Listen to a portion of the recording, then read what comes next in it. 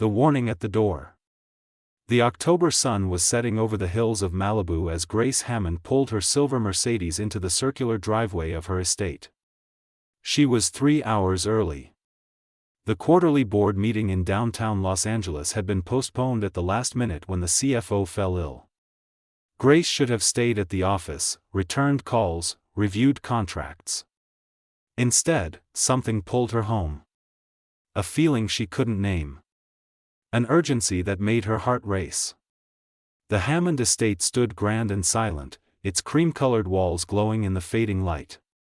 Grace had lived here for 15 years, first with her late husband William, and now with Derek Foster, the man she'd married 2 years after William's heart attack. The house should have felt welcoming. Today, it felt wrong. She pushed open the heavy front door, her heels clicking on the marble entryway. The house was too quiet. No television sounds, no laughter, no music from Hannah's room. Grace set down her briefcase and was about to call out when a hand clamped firmly over her mouth. Her body went rigid with shock. "Mrs. Hammond, please don't make a sound." The voice was urgent, almost desperate. She recognized it immediately. Grace spun around, pulling away from the hand. Bobby Donnelly stood before her, the estate manager she'd hired 18 months ago. His face was pale, his normally calm gray eyes filled with fear. Sweat beaded on his forehead. "Bobby, what on earth are you doing?" Grace hissed, her voice barely above a whisper. "You scared me half to death." "I'm sorry, ma'am, but you need to listen to me." Bobby glanced toward the hallway leading to the living room. "If Mr. Foster knows you're home, if he hears you, the children will pay for it." Grace felt the blood drain from her face. "What are you talking about? Where are my children?" Bobby didn't answer with words. He simply pointed toward the living room, where a sliver of warm light spilled from a partially open door. And then Grace heard it. Soft crying. The kind children make when they're trying desperately not to be heard. Her maternal instinct roared to life. She started forward, but Bobby caught her arm. "You need to see first," he said quietly. "You need to understand what's been happening. Then we can stop it. But if you go in there now without a plan, he'll twist everything. He'll make you doubt yourself. He's done it before." Grace's mind reeled. What has Derek done? Bobby's jaw clenched. What he does every time you leave town for business. Every time you work late. Every time you're not here to see. The living room horror. With trembling hands, Bobby led Grace to the door. He positioned her where she could see through the gap without being seen. What Grace witnessed in the next moments would haunt her forever. Her 3 children knelt on the cold marble floor of the living room. Hannah, her eldest at 13, had tears streaming down her face, her school uniform wrinkled, her shoulders shaking. Jacob, 10 years old, bit his lip so hard it was bleeding, trying not to cry out. And Lily, her baby at 7, clutched the stuffed rabbit her father William had given her before he died, her small body curled in on itself. Standing before them was Derek Foster. He wore an expensive suit, held a glass of scotch, and his handsome face was twisted with contempt. "What did I tell you about leaving your backpacks in the hallway?" Derek's voice was cold, controlled. This wasn't anger. This was cruelty. "We're sorry," Hannah whispered. "Sorry?" Derek took a step closer. "Your mother works herself to exhaustion to provide for you. This house, your private schools, your clothes, your food. And this is how you show gratitude? By being careless and lazy?" "We'll do better," Jacob said, his voice cracking. "You'll do better?" Derek laughed, but there was no humor in it. "You've been saying that for months. Your real father is dead. He left your mother with 3 burdens to carry. Do you know how lucky you are that I'm here? That I'm willing to tolerate you?" Lily began to sob. "I want my daddy." Derek's expression hardened. Your daddy is gone. He abandoned your mother. And if you three don't learn to behave, to be useful, to stop being such disappointments, your mother will realize what I've known all along. That she'd be better off without you. Grace felt her knees go weak. The word struck her like physical blows. Behind her, Bobby steadied her with a hand on her shoulder. How long? Grace whispered, turning to face him. How long has this been happening? Since the 3rd month after he moved in, Bobby said quietly. Almost 2 years, Mrs. Hammond. I've documented everything. I have recordings, photographs, detailed notes. I was waiting for the right moment to show you. 2 years? Grace could barely process it.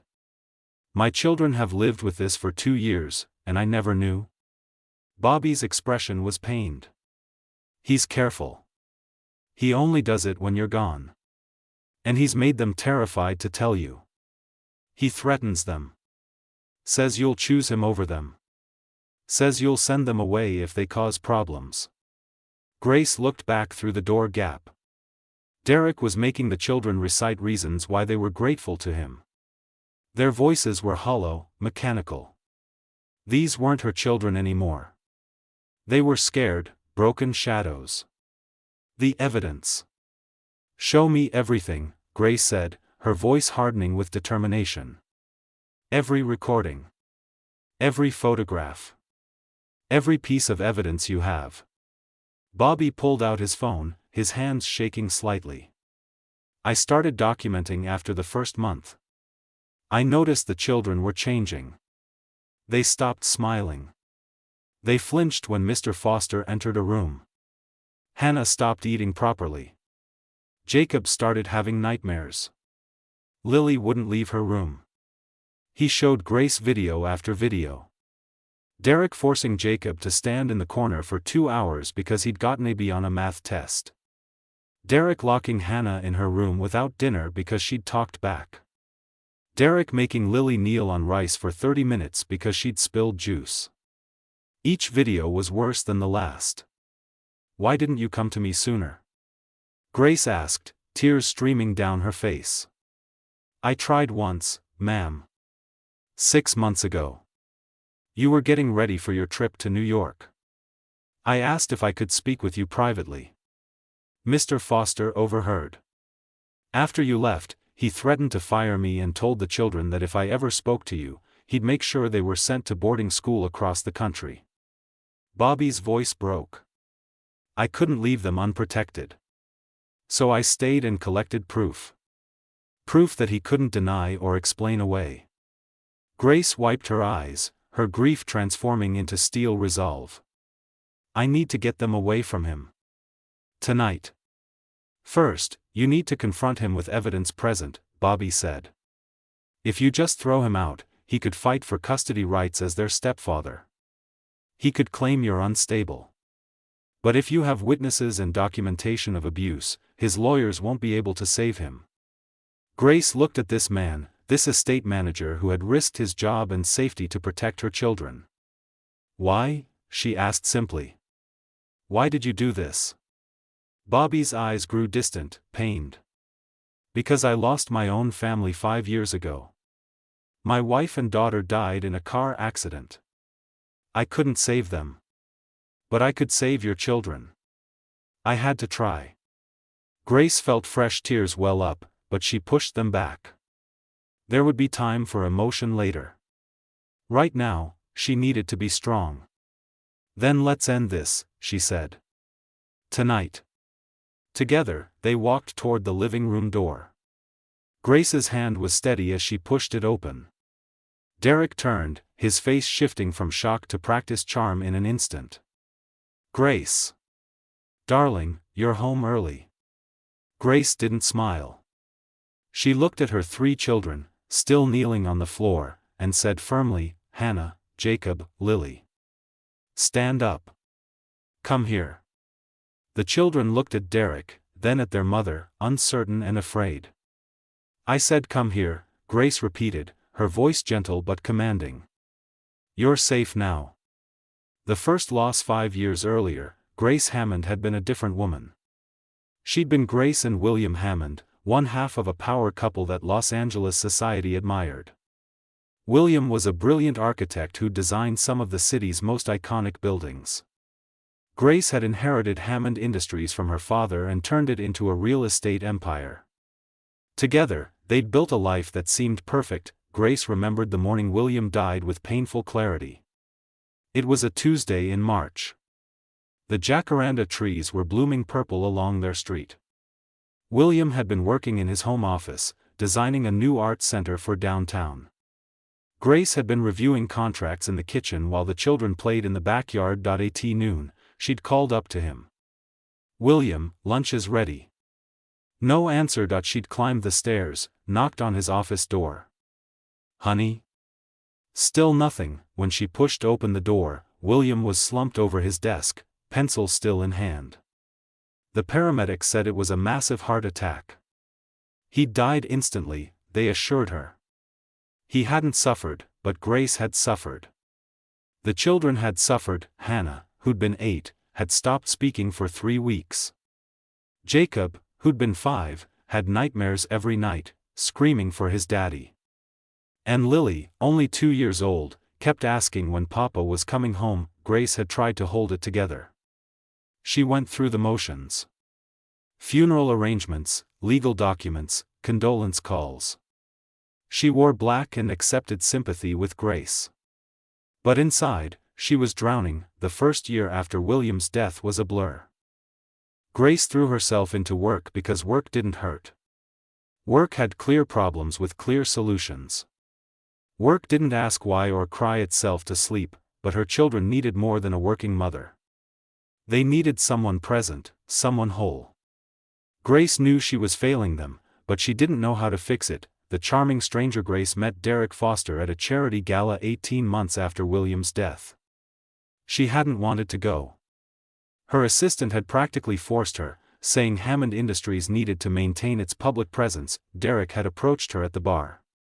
He was handsome in that polished way, tall, with silver-streaked dark hair and an easy smile. He wore his wealth casually, a sign of old money.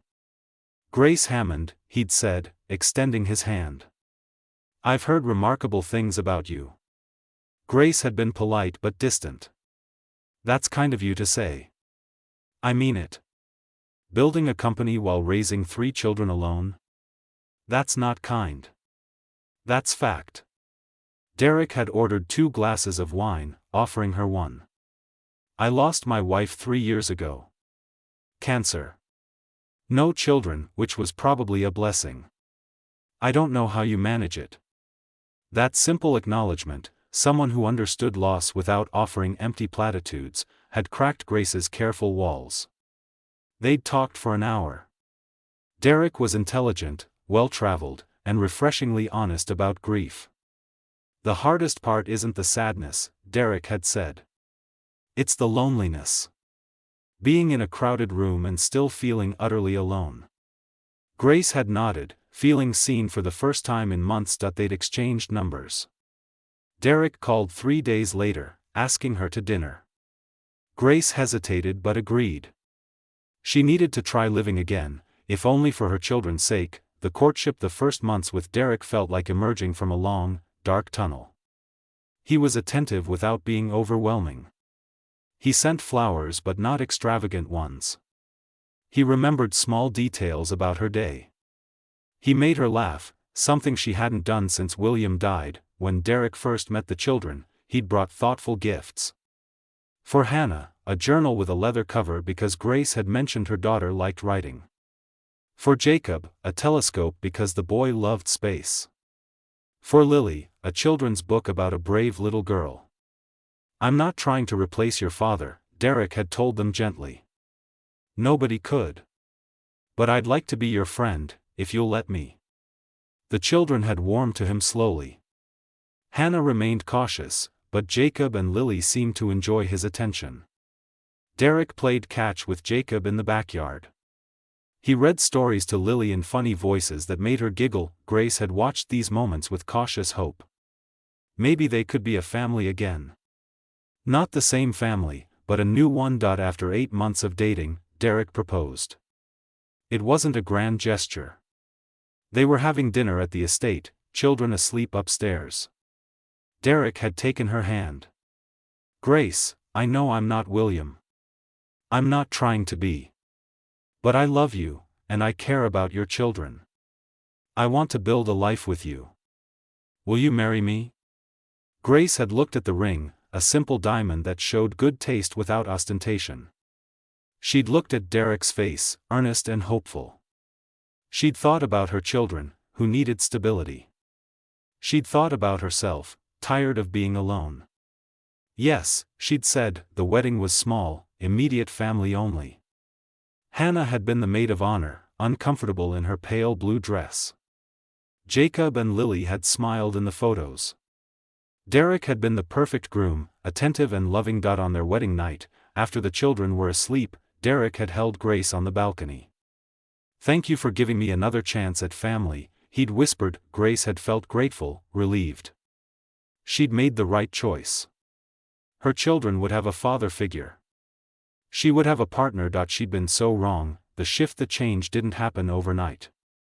Derek was too clever for that. The first month after the wedding, everything seemed perfect. Derek moved his things into the master bedroom. He joined them for family dinners. He asked about the children's days at school. In the second month, small criticisms began. "Hannah, you should really practice your piano more. Your mother pays for those lessons. Jacob, don't leave your shoes in the hallway. This is everyone's home. Lily, you're getting too old to carry that stuffed rabbit everywhere." Grace had thought it was normal step-parent adjustment. Setting boundaries, establishing authority.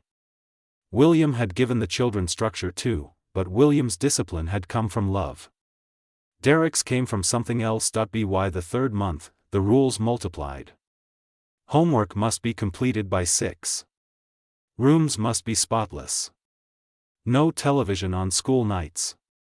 Speak when spoken to at dinner.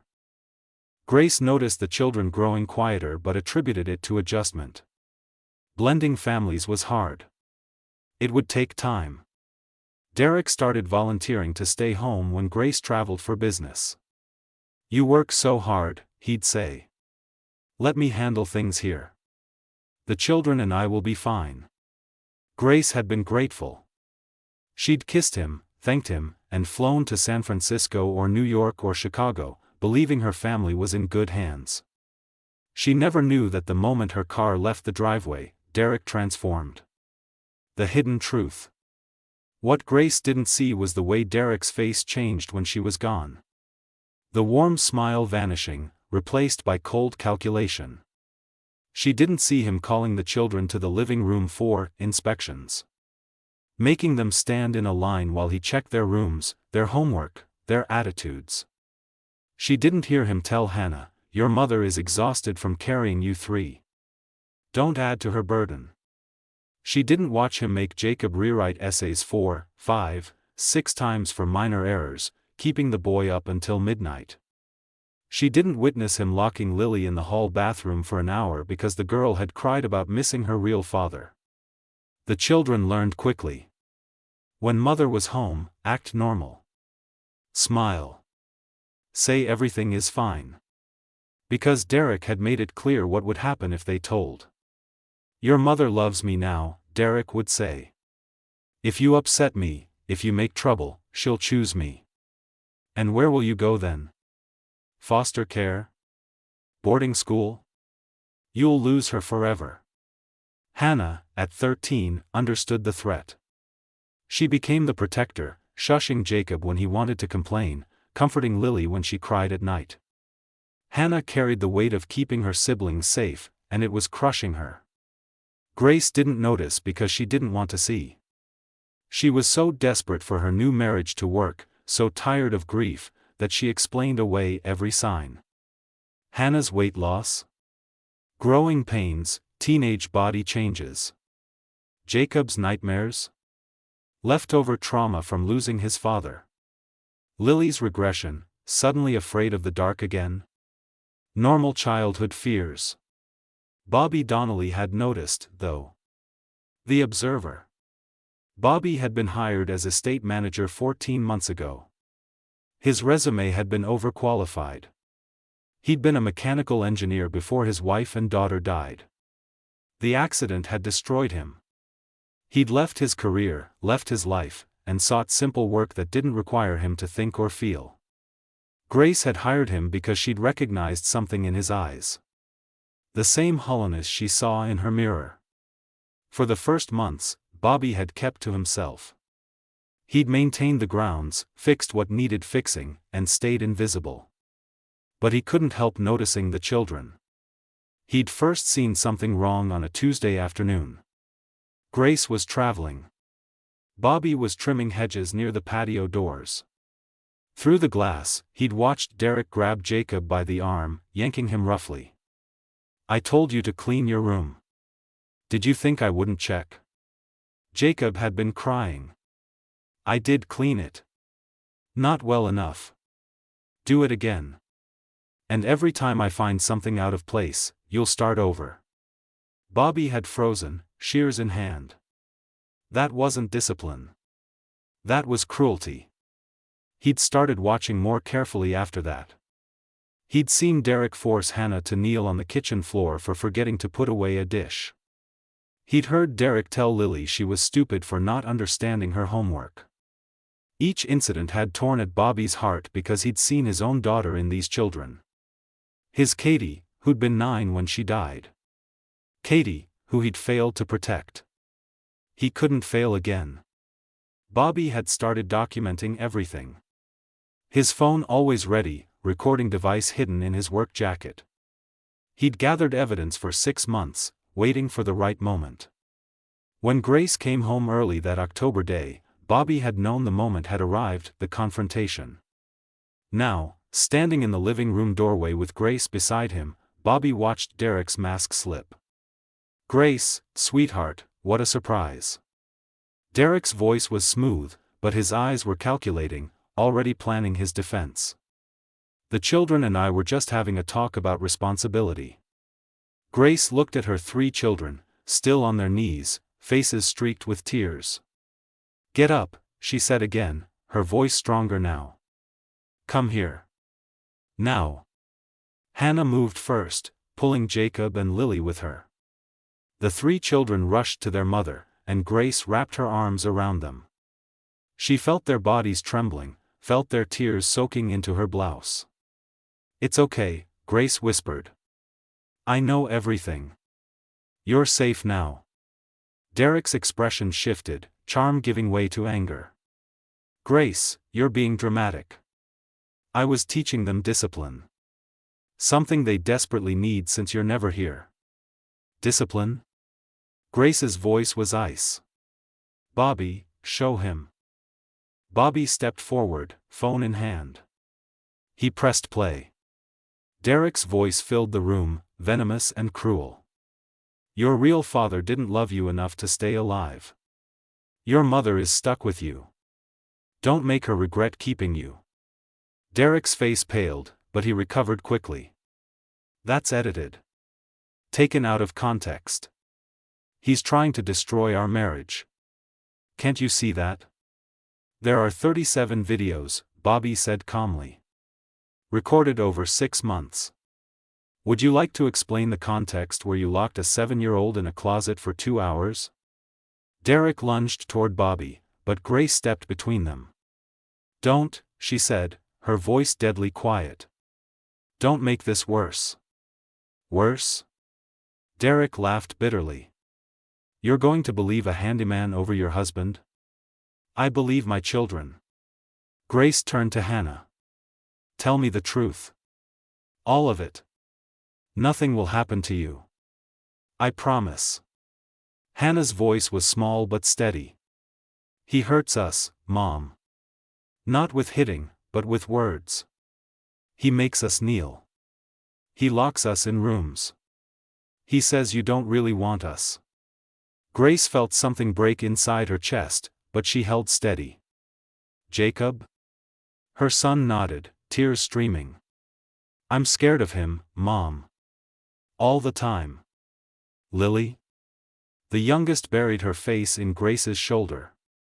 He says Daddy left because we were bad. Grace closed her eyes, absorbing their pain. When she opened them, they were hard as diamonds.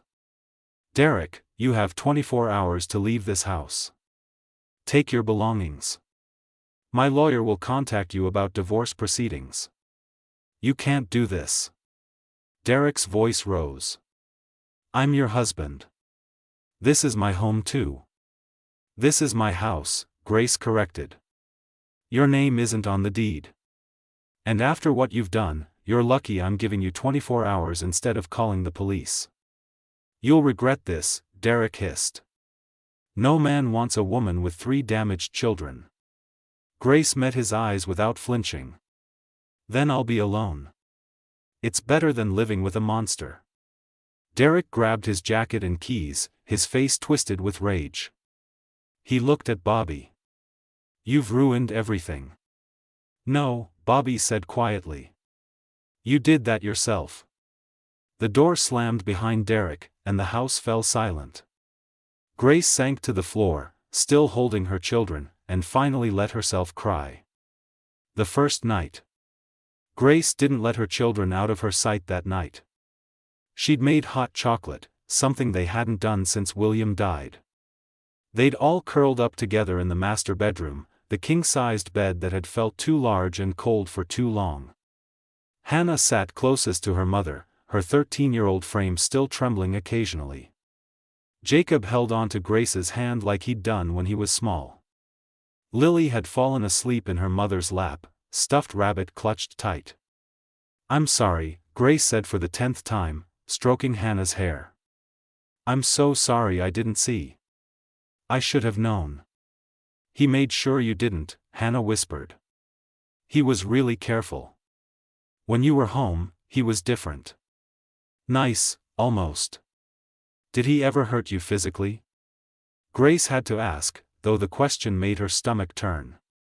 No, Hannah said. Just words. And punishments. Making us kneel, or stand in corners for hours, or locking us in rooms. He said physical marks would show, but emotional ones wouldn't. Grace felt rage burn through her grief. Derek had been calculated, methodical. He'd known exactly how to abuse children without leaving visible evidence. Jacob, Grace turned to her son. Why didn't you tell me? Jacob's voice was thick with tears. He said you'd send us away if we caused problems. He said you chose him, so that meant you didn't choose us anymore. That's not true. Grace cupped his face. I will always choose you. All 3 of you. You're my children. Nothing and no one comes before you. But you married him, Jacob said, the hurt clear in his voice. Grace nodded slowly. I did. And that was my mistake. I was lonely after your father died. I was tired. I thought Derek would help us be a family again. But I was wrong. I chose wrong, and you 3 paid the price. Are you going to marry anyone else? Lily asked sleepily. No, baby. Not for a very long time. Maybe never. Right now, it's just us 4. Is that okay? All 3 children nodded, relief visible on their faces. They stayed up late that night, talking. Grace listened as her children shared stories they'd been too afraid to tell.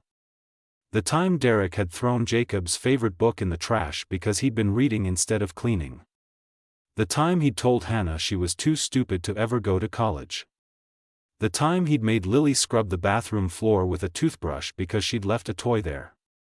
Each story broke Grace's heart a little more. But she listened to every word, because her children needed to be heard. They needed to know she believed them. Around midnight, all 3 finally fell asleep, tangled together in the bed. Grace stayed awake. Watching them, making a silent promise. She would never fail them again. The morning after. Grace woke early, careful not to disturb the children. She found Bobby in the kitchen, making coffee. You stayed? she asked, surprised. I wanted to make sure Mr. Foster didn't come back during the night, Bobby said. I slept in the guest house. Hope that's okay. More than okay. Grace accepted the coffee cup he offered. Bobby, I need to ask you something. Last night, you said you lost your family. Can you tell me what happened? Bobby was quiet for a long moment. Then he began to speak. My wife was Jennifer. We'd been married 15 years. Our daughter was Katie, 9 years old. Smart, funny, full of life. His voice caught. 5 years ago, they were driving home from Katie's soccer practice. A drunk driver ran a red light. Killed them both instantly. Bobby, I'm so sorry. I was supposed to pick them up that day, Bobby continued. But I was working late on a project. So Jennifer took our old car, the one with faulty airbags I kept meaning to replace. He closed his eyes. If I'd been there, if I'd been driving our newer car, they might have survived. Grace set down her coffee and took Bobby's hand. It wasn't your fault. My brain knows that. My heart doesn't. Bobby opened his eyes. After they died, I couldn't do my job anymore. Every equation, every calculation reminded me that I'd failed to calculate the most important thing. How to keep my family safe. So I left. I found simple work. I moved around. Until I came here. Why did you stay? Grace asked gently. You could have left when Derek started. You didn't have to get involved. Because of Katie. Bobby's voice was firm now. When I saw what Derek was doing to your children, I saw my daughter.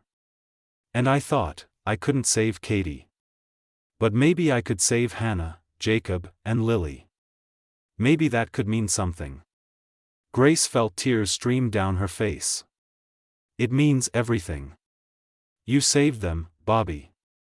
You gave them their lives back. We saved them, Bobby corrected. You came home. You listened. You believed them. That's what they needed most. They sat in silence for a moment, two broken people who'd found purpose in protecting innocent lives. What happens now? Bobby asked. Now, Grace said, standing straighter, I make sure Derek can never hurt anyone again. The legal battle. Grace's lawyer, Patricia Wells, arrived that afternoon. She was a sharp woman in her 50s who'd handled Grace's business contracts for years. This is a different kind of case for me, Patricia admitted, reviewing Bobby's evidence. But it's clear-cut. With this documentation, Derek won't fight the divorce. If he tries, we'll threaten criminal charges for child endangerment and emotional abuse. I want a restraining order, Grace said. He can't come near my children. We'll file tomorrow. In the meantime, I'd suggest changing all your locks and security codes. Bobby volunteered to handle it immediately. By evening, the estate had new locks, new gates codes, and a security system upgrade. Derek's lawyer called 2 days later. Derek was contesting nothing. He wanted a quiet divorce, no publicity, no criminal charges. In exchange, he'd sign away all rights and claims to the house, the children, everything. He's protecting his reputation, Patricia explained. If this went public, his business connections would evaporate. Rich men can't afford scandals involving child abuse. So he just walks away. Grace felt rage bubble up. He tortured my children for 2 years, and he just leaves. He leaves with nothing, Patricia said firmly. No alimony, no assets, no contact with the children. And we keep the evidence. If he ever tries anything, we bury him. It wasn't perfect justice, but it was something. The divorce was finalized in 6 weeks, a record speed. Derek Foster disappeared from their lives as quickly as he'd entered them. The healing. The first months after Derek left were hard. Hannah had nightmares, waking up screaming that he was back. Jacob developed anxiety, checking doors obsessively to make sure they were locked. Lily regressed, wanting to sleep in Grace's room every night. Grace found them a therapist, Dr. Rachel Kim, who specialized in childhood trauma. Dr. Kim was patient and kind, helping each child process what they'd endured. "They'll heal," Dr. Kim told Grace. "But it will take time. The most important thing is that they know they're safe now. That you believe them." Grace cut back her hours at Hammond Industries, promoting her capable VP to handle day-to-day operations. She needed to be present for her children, truly present this time. She drove Hannah to school every morning, asking about her classes, her friends, her writing. She attended every one of Jacob's soccer games, cheering from the sidelines. She read to Lily every single night, the way William used to do. "Do you think you'll ever try again? Love, family, all of it?" Bobby was quiet, watching Jacob kick a soccer ball to Hannah. "I don't know. Part of me died with Jennifer and Katie. But being here, helping your children, it's shown me that maybe I can still do some good in this world. Maybe that's enough." "It's more than enough," Grace said. "You're a good man, Bobby Donnelly." He smiled, the first real smile Grace had seen from him. "You're a good mother, Grace Hammond. Your children are lucky to have you." "We're lucky to have each other," Grace said. "All of us." The foundation. 1 year after Derek left, Grace was approached by a journalist writing about domestic abuse. The journalist had heard rumors about Grace's divorce and wanted her story. Grace's first instinct was to refuse. Protect her privacy, protect her children. But then she thought about other families suffering in silence, other children too afraid to speak up. She agreed to the interview on the condition that her children's names would be changed and their faces blurred in any photos. The article, titled "The Hidden Abuse: When Stepparents Become Predators," ran in a major magazine. It featured Grace's story alongside others. The response was overwhelming. Hundreds of people reached out, sharing their own stories. Parents who'd missed the signs. Children who'd survived similar abuse. Therapists and lawyers offering help. Grace realized she had a platform and a responsibility. She established the Hammond Foundation for Family Safety, dedicated to educating parents about emotional abuse, providing therapy for affected children, and training professionals to recognize the signs. Bobby became the foundation's operations director. Dr. Kim joined as chief psychological consultant. Patricia Wells donated legal services pro bono. Within 2 years, the Hammond Foundation had helped over 500 families. They created educational materials for schools, trained social workers, and lobbied for stronger laws against emotional child abuse. Derek's name never appeared in any of their materials. He wasn't worth the attention. The foundation focused on prevention, healing, and hope. 3 years later. 3 years after that terrible October day, Grace stood in her garden watching her children.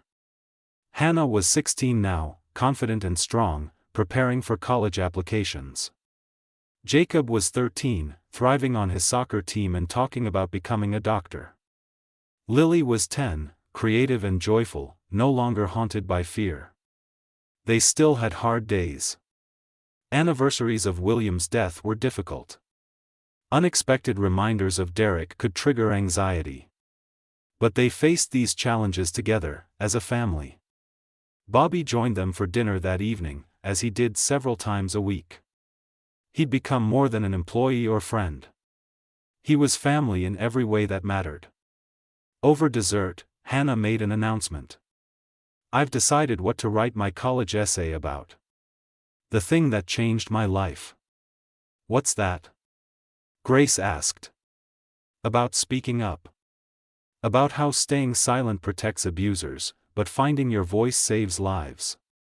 And about the unlikely hero who helped us find our voices." Hannah smiled at Bobby. "If that's okay with you, Uncle Bobby." Bobby's eyes glistened. "I'd be honored." That night, after the children went to bed, Grace and Bobby sat on the balcony. The same balcony where she'd once stood with William, and later with Derek. But this time felt different. Peaceful. "Do you ever wonder what would have happened if you hadn't warned me that day?" Grace asked. "Every day," Bobby admitted. "But I try not to dwell on what-ifs. We did what needed to be done. The children are safe. That's what matters." Grace nodded. "You know, I've been thinking. The foundation needs to expand. We've been offered a building in downtown Los Angeles. But it would mean more work, more time away from here." "What are you saying?" "I'm saying I need a partner.